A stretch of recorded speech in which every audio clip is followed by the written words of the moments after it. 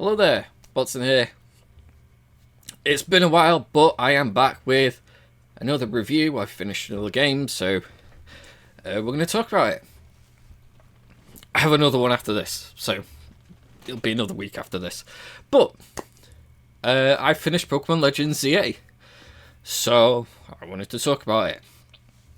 So first off, before we get into too much details about Legends ZA, Pokemon for me is a very much a comfort game. It's something that I just play. I don't care that it's not got ultra realistic graphics. I don't care that it's not got voice acting. I just play it so that I can catch my silly little monsters and make them battle. That's it. And I'm not too bothered in any way, shape or form that it's not got loads of stuff that are in other modern games. Now that doesn't mean to say that Pokemon games shouldn't have that at all. It's just, for me, they're not really a big deal. It's more the gameplay than anything. And for me, I've enjoyed playing Pokemon since Pokemon Yellow. Every new game that's come out, every generation, I've just enjoyed playing what's been offered. For some people, they want more, and that's perfectly fine. But yeah, Pokemon Legends ZA is, that game. There's no voice acting, the graphics aren't uber realistic. I get the criticisms. To be honest, a lot of RPGs that come out on, various other places and whatnot don't have uber realistic graphics. Stuff like the Trial series or the East series, they're not super ultra realistic. Voice acting as well is kind of par for the course. Some games are completely voice acted. Other RPGs, you tend to get voice acting for like main cutscenes, and the rest of it's just text that you have to read. It's kind of one of those things where RPGs are hit and miss, whether you get fully voice acted or not anyway. So with Pokemon not being voice acted, it does keep the costs down, which is another point. Gamers these days are very much, for telling games companies to lower the cost of the games and whatnot, and it came out that Pokemon Legends CA costs something like 13 million for its budget, which is crazy low, especially for a Pokemon game, and the amount of millions that it will have sold. It's sold like 6 million on the first week of release or something like that. Gamers are very much telling games companies to lower costs so that the games don't come out and cost £70-80. We're slowly being sort of pushed out of the gaming area now because of pricing and such. So it's kind of okay. And then Legends ZA come along and it's super cheap, and now gamers are like, oh no, not like that. So yeah, we kind of need to pick a lane with this one. But Legends ZA itself, my thoughts. So graphics and all that aside, I enjoyed my time with it. I enjoyed the changes to the battle system, going from a turn-based system in all of the other games to a more action-based system with a cooldown for the attacks rather than it being power points for the attacks. And then you kind of sometimes you can get more than one hit in before your opponent hits you and stuff like that, or you can stop them from attacking and whatnot. That system that they've got in there is really good for this type of game. Personally, I'd like to see the turn-based style stay for the mainline games. So whenever Gen 10 comes out, I'd personally prefer that it continues with the turn-based. They've kind of got it to a point with Pokemon where they've refined the battle system to a point where it's pretty much perfect. They add like a new gimmick to each game to kind of change it up a bit, like terrestrialization in Gen 9, Mega Evolution was added in Gen 6 and stuff like that. Z-Moves was Gen 7. I think you've got the Dynamax in like Gen 8. Those kind of changes add to the turn-based, and having their own sort of gimmick per region really works, in my opinion.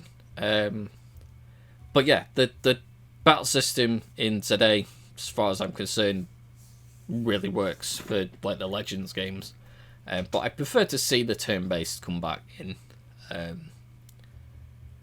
the mainline games. And then on top of that, going on from the battle system, you've got like general exploration. So one of the criticisms that I have heard is that you can't go into most of the buildings, and I get that. I get that you can't go into all of these other buildings. However, it's also like, this is a city, and the majority of the buildings that are around the people's houses. And it's kind of like the old trope of like the random main character in an RPG just going into random people's houses and like taking stuff from treasure chests and stuff like that. And it's like, what's going on here? Like, so it makes sense that you can't go into most of the buildings. There are buildings that you can go in. The shops are more of just a menu, but there's like, there's a museum, there's the Pokemon Lab, there's hotels, there's 2 hotels, and then there's like various different faction buildings, trying not to get too spoilery. So there are buildings that you can go into, they're just not necessarily tremendously deep. There is a story location that comes back to Gen 6, but I won't go into detail with that. Story-wise, I enjoyed the story. The Legends games really go for the story rather than the gameplay, like the main line games tend to have a really weak story to them, whereas the Legends games really tend to go for a particular part of the lore and will really build upon that. So like Legends Arceus was like the ancient region of Hisui and like the wild Pokemon and all that sort of stuff, and then Legends ZA builds upon the bit of lore that was in Gen 6 with the character AZ and how there was a war 3,000 years ago, and he's been travelling the world of Pokemon for the last 3,000 years looking for his Floette that he brought back to life through nefarious means, and it really nails down that side of the lore for the game, which is really cool as a Pokemon fan to like see that lore being built on and them telling a good story to that. There is a particular story beat in the game that doesn't get resolved, so I'm kind of like, is that going to be resolved in the DLC that was mentioned? And then obviously the DLC we're pretty certain is going to be centered around a character coming back from Legends Arceus, which is interesting. So yeah, story-wise, I enjoyed the story. The ending to the game was really cool. I really enjoyed the ending. For a Pokemon game, it was an absolute masterpiece of an ending. One of the major gripes that I had with the game was the side quests. Now, there are lots of side quests. I think there's about 120. I've not completed them all yet. I've done like 100 or something, and then there's like more sort of end game. I think there's about 120 side quests, and the majority of the side quests are very much if you are a new Pokemon fan, they're for you. Very much, they are for you. Like, it's stuff like teaching you that some moves can absorb HP, or some moves can block attacks, or there was stuff like, I'm trying to think of another one now. Statuses, so poison, paralyze, stuff like that. So it's very much tutorials for most of them. There are some that have a bit of a story to them. Like there's one where a little girl tries to help a Litwick by giving it some of her life force, and it kind of has a horror theme to it. And there's a dude that's trying to set up a spa in the sewers. So there are some side quests that have a bit of story to them, but the majority of them tend to be tutorially. Which, me personally, having played the games for a while, I don't need those. And by the time I got to those side quests anyway, my starter was knocking out all of the Pokemon before they even got an attack in. So it kind of negated the learning there a little bit. So I think those could have been done a bit better. The problem is, the alternative to those would have been to have it as text somewhere that you can, read through and what have you, and people don't read. You like, let's face it, the majority of us don't read stuff like that. Like, oh, there's a tutorial where we can read all the stuff and learn how the game plays. I'm gonna go and look up a video on YouTube to find out how something works. Like, so it's kind of one of those where it's damned if you do, damned if you don't. I get why those side quests are in there. They're not for me. They're for new players to learn the different intricacies of the battle system. So yeah.